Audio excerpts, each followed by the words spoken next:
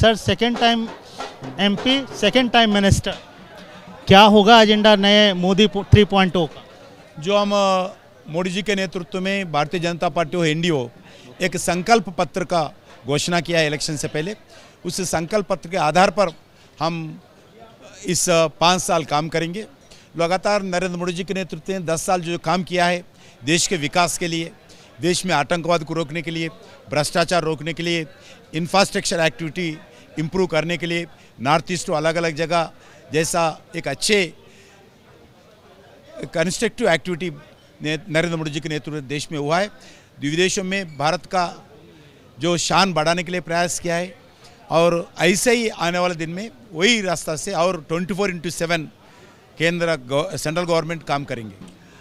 तेलंगाना और आंध्र प्रदेश से 5 मंत्री, अगर हम पूरे दक्षिण भारत की बात करें तो 10 से ज़्यादा मंत्री। इस बार कमल, दक्षिण में आपसे हमारी बात हुई थी वोटिंग के काउंटिंग के दिन, तो आपने बोला दक्षिण में कमल खिलेगा। 10 से ज़्यादा मंत्री, फोकस दक्षिण पर ज़्यादा होगा इस बार? बिल्कुल न, दक्षिण नहीं है, सभी जिधर जिधर भारतीय जनता पार्टी की सेटबैक हुआ है सभी जगह हम मोदी जी के नेतृत्व में भारतीय जनता पार्टी आने वाले इस 5 साल में काम करेंगे। 5 साल में काम कर कर बहुत और ज़्यादा मेहनत करके, ज़्यादा ध्यान देकर आने वाले दिन में पार्टी को एक मजबूत बनाएंगे दक्षिण के साथ साथ सभी देश में। आपके साथ राजू जी थे, श्रीनिवास राजू, मामूली कार्यकर्ता थे। आपने भी मामूली कार्यकर्ता के रूप में शुरुआत की थी। उनका वो पहली बार सांसद बने हैं, मंत्री बन रहे हैं।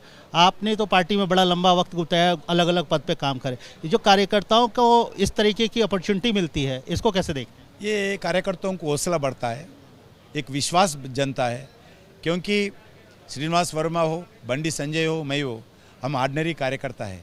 हमारा परिवार कोई राजनीति में नहीं है, हमारे परिवार कोई बड़ा बिजनेस वाले नहीं है। हम किसान के परिवार में हैं, गांव के परिवार में हैं और छोटे से परिवार से आए। आज भारतीय जनता पार्टी आइडियोलॉजी के, देश की सेवा करने के लिए और आइडियोलॉजी के लिए हम भारतीय जनता पार्टी में शामिल होकर इतने साल काम किया है। मगर काम करते हुए आज दिल्ली तक आए। हम दिल्ली में आते, केंद्र सरकार में रहते, एमपी बनते, ऐसा कभी हम सोच के पार्टी में शामिल नहीं हुआ। ऑर्डिनरी कार्यकर्ता का ऐसा पार्टी में शामिल हुआ।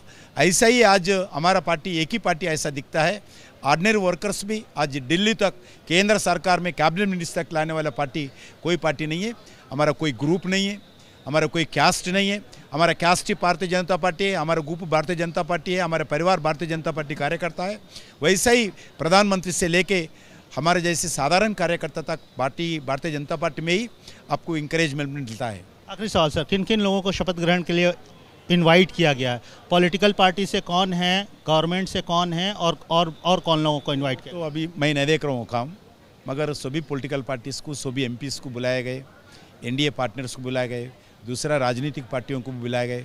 हम कोई बुलाने में कोई शिक्षक नहीं है, सबको बुलाते हैं, क्योंकि ये सरकार एनडीए का सरकार होगा मगर देश का सरकार है, भारत का सरकार है। प्रधानमंत्री सिर्फ एनडीए बीजेपी का नहीं है, भारत का प्रधानमंत्री है। मंत्री बनेगा पूरे लोग, आज भारत का मिनिस्टर्स है। इसीलिए सभी पार्टियों से, सभी लोगों से मिलजुल कर आज आगे बढ़ना चाहिए। नरेंद्र मोदी जी आज यही बताए।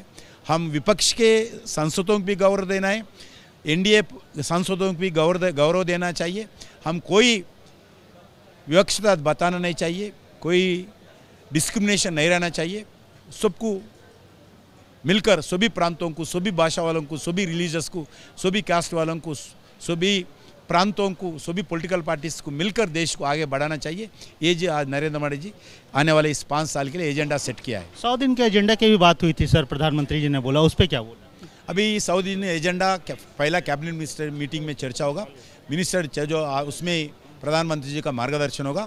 उसके बाद 100 दिन का एजेंडे का विषय पर हम बात कर सकते हैं। तो ये था हमारे साथ किशन रेड्डी जी, काफ़ी बड़े नंबर में यहाँ पर समर्थक हैं। स्क्रीन लगाई गई है शपथ ग्रहण समारोह के सीधे लाइव के लिए। आशीष, एबीपी न्यूज़, दिल्ली।